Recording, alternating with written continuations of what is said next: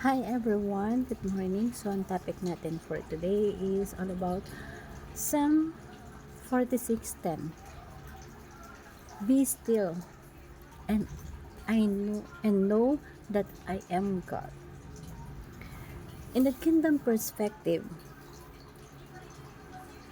this verse is not just simply about being quiet or relaxed. It is a call to surrender to the rule and authority of our King. Be still means stop striving on your own strength. Stop trying to control everything. Stop allowing fear, panic, and pressure to rule your heart. Yield to God's government and trust His sovereignty. The kingdom operates different from the world. The world says, fight harder, control more, worry more. But the kingdom of God says, trust the King, rest in His authority, remain aligned in Him.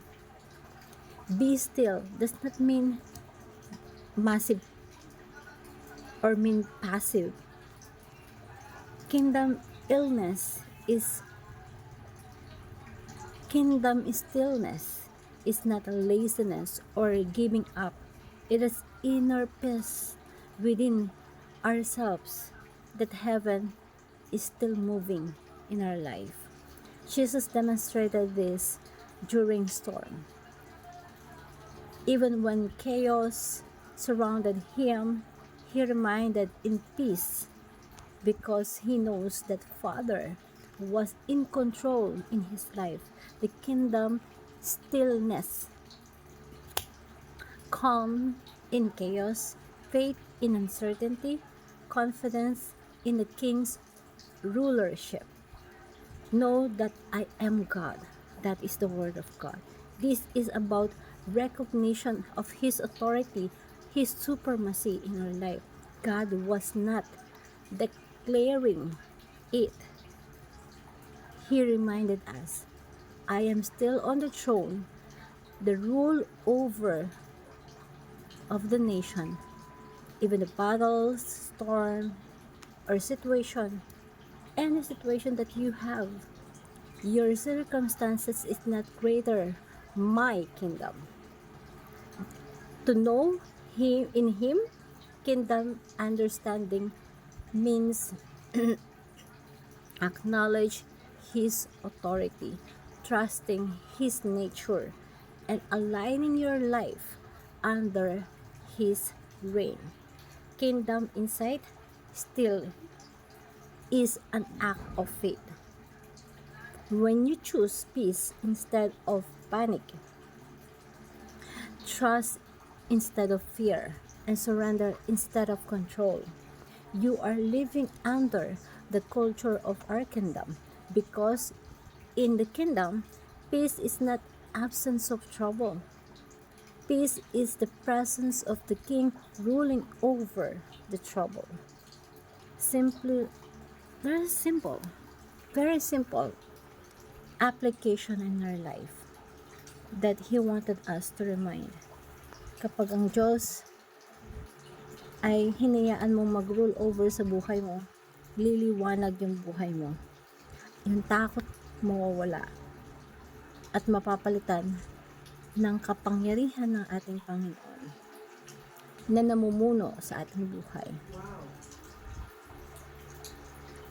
Kingdom explain that the King does not only shows the fact, He walks with His people. Kahit hindi mo pa nakikita yung buong future mo, sapat na ang ilaw ng Diyos para sa susunod mong hakbang sa buhay mo. Kapag may Diyos ka sa buhay, may liwanag, kaya walang takot. The Lord is my light. Kapag ang Diyos ang ilaw mo, wala kang takot. May mga panahon na parang madilim yung daan natin, hindi mo alam ang next step, takot ka, uncertainty, ang dami mong tanong.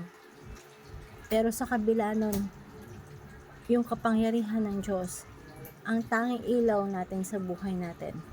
Tanging ilaw na nagbibigay ng direksyon sa atin patungkol sa presensya niya, na siya yung hari na namumuhay at gumagabay sa atin.